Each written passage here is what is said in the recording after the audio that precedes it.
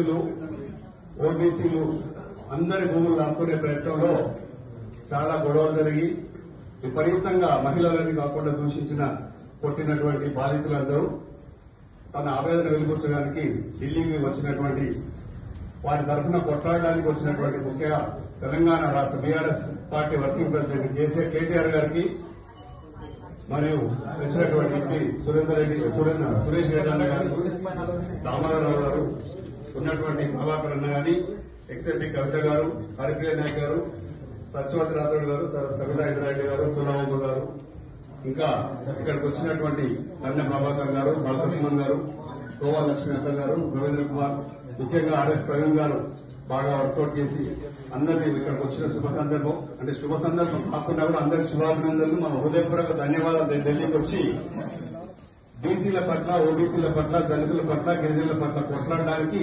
ఢిల్లీ వేదిక ఇక్కడ చేరింది.